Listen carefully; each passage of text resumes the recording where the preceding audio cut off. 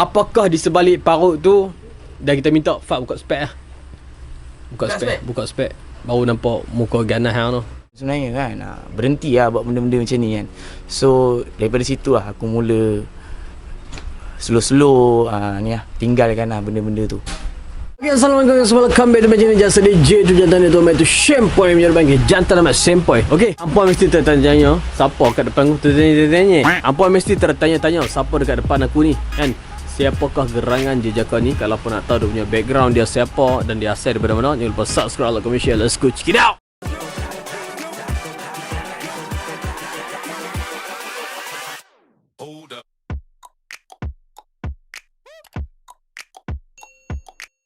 Okay guys, kalau apa nak tahu, depan aku ni adalah Fat ataupun dia punya nama penuh dia Fazrul Halik, dan dia punya background dia memang dahsyat-dahsyat lah. Aku kenal dia masa tu dekat KL, masa tu aku audition dekat TV3. Start tu aku kenal 5-6 tahun lepas lah kan. 5-6 tahun lepas. So bagi aku dia ni memang ganas lah. Kita perempuan kan, tapi dia lagi buah pada kita, dia lagi ganas. Nampak je dia pakai spek macam tu, dia pakai cap. Kereta ni bising lah tadi. Siapa dia tarik kereta? Okay, nampak je dia pakai spek mata dan cap dia. Tapi kalau dia buka spek tu, hampa boleh nampak dia punya parut-parut dekat sini. Aku malas nak cerita kan. Aku bagi dia cerita dekat hampa. So Fat boleh perkenalkan diri lah kan. Kita kenal pun dekat Kuala Lumpur, dekat KL. So hang kenalkan diri hang lah, nama penuh hang apa, asal mana, dan background tu nanti kita cerita ke depan. Let's go baby. Okay guys, Assalamualaikum. Nama aku Fazrul. Okay, nama aku Fazrul Halik. Orang panggil aku Fat lah. Orang lebih selesa panggil Fat macam tu. So aku asal Kelang, Kampung Jawa, Kelang, Selangor.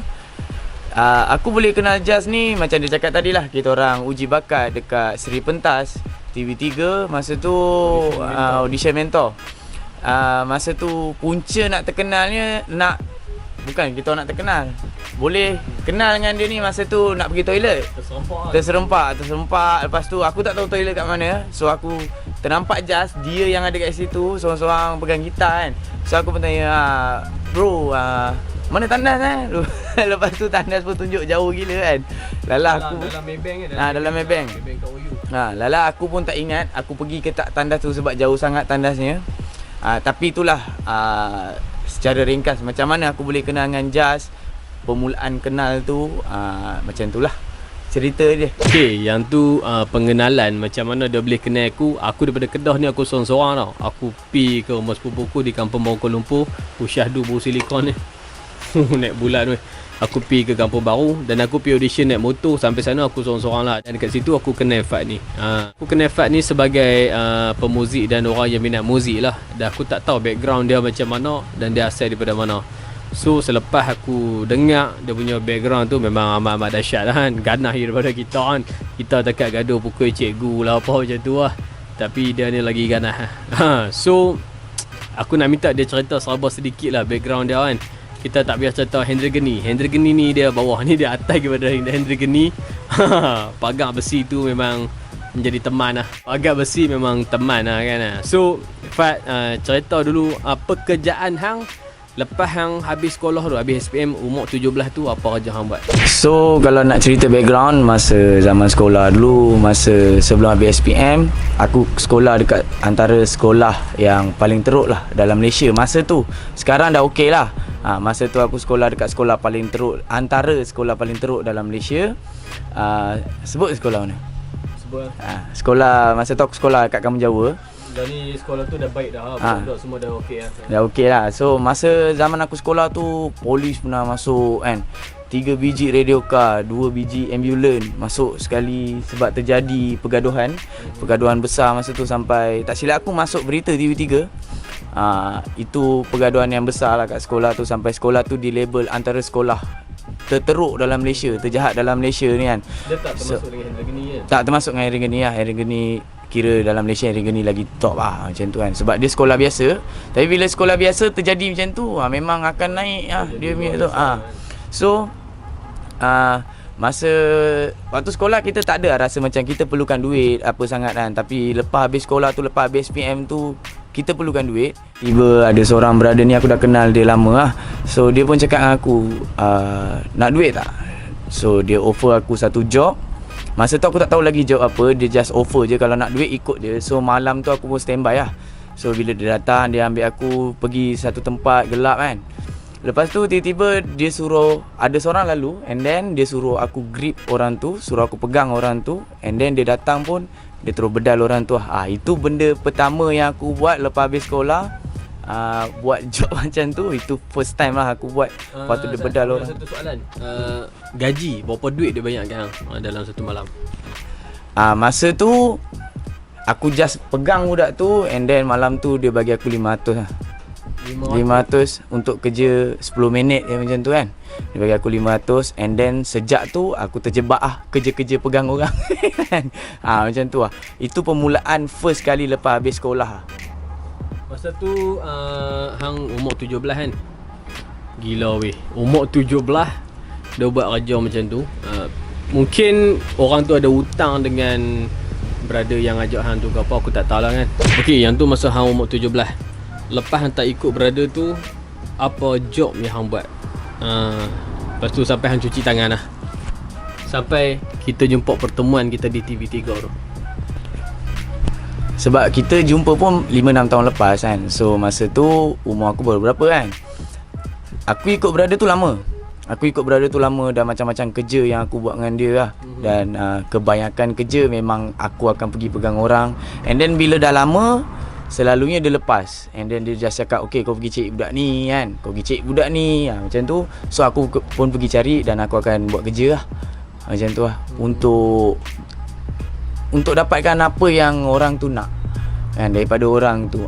Kebanyakan dia macam tu. So macam kita tengok cerita gangster kan, bos suruh pergi buat kerja, bila tak settle balik, bos akan pukul kita balik ke apa? Tak ada. Yang macam aku tak pernah kena pukul dengan brother tu ke apa, memang aku tak pernah kena pukul lah. Diorang pukul aku pukul balik lah. Itu je kan.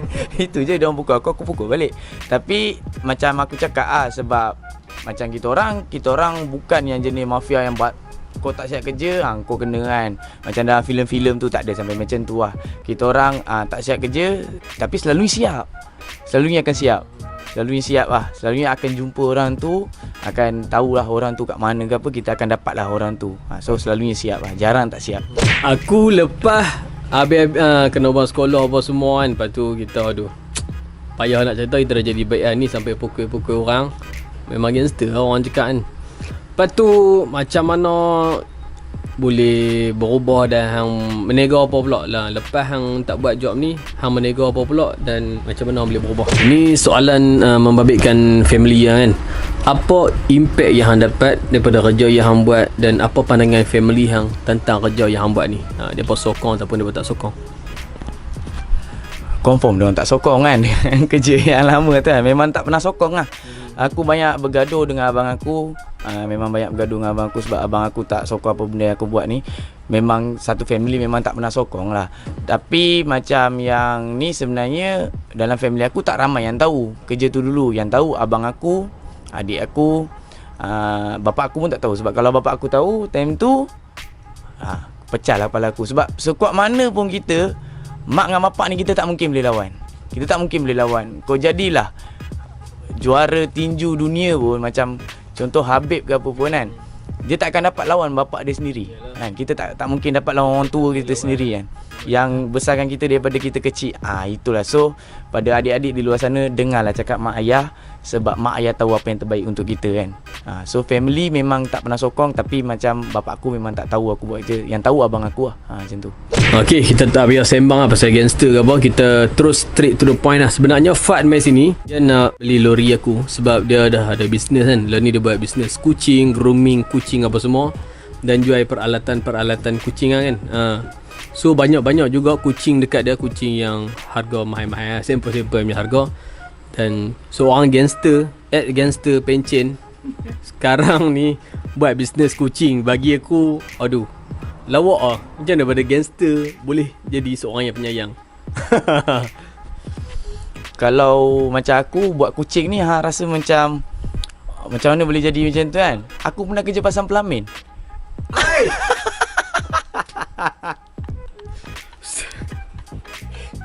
Yang ni betul-betul nak cari duit. Masa tu memang dah tinggal lah dunia-dunia gangster. Tinggal lah. Apa? Seorang gangster guys ajar pasang plumbing. Aku tepuk daya. Aku pun pernah pasang plumbing. Masa tu aku form 2. Ajar pasang plumbing. Pernah juga ikut. Hang bekas gangster tiba-tiba ajar pasang plumbing. Oh, daripada tu hati hang jadi mula lembut lah. Tapi bukan hang yang bertukar jadi lembut. Aduh. Dia lebih kurang macam tu lah. So lepas, sebab aku pun manusia biasa kan. So hati tu sebenarnya boleh dilembutkan, tak ada masalah pun. Boleh berubah. So, boleh berubah kan hati manusia ni. So lepas aku dah tu, aku cari kerja macam-macam lah. So dapat kerja buat pelamin, pasang pelamin, buka pelamin. Alhamdulillah, syukur itu rezeki yang ada time tu. So aku buat kerja tu. And then lepas apa asal kerja janji duit jalan? Janji duit halal lah. Kerja kedai makan pun aku pernah kan, jadi waiter pun aku pernah. Macam-macam kerja lah masa lepas aku dah tak buat benda-benda macam tu kan.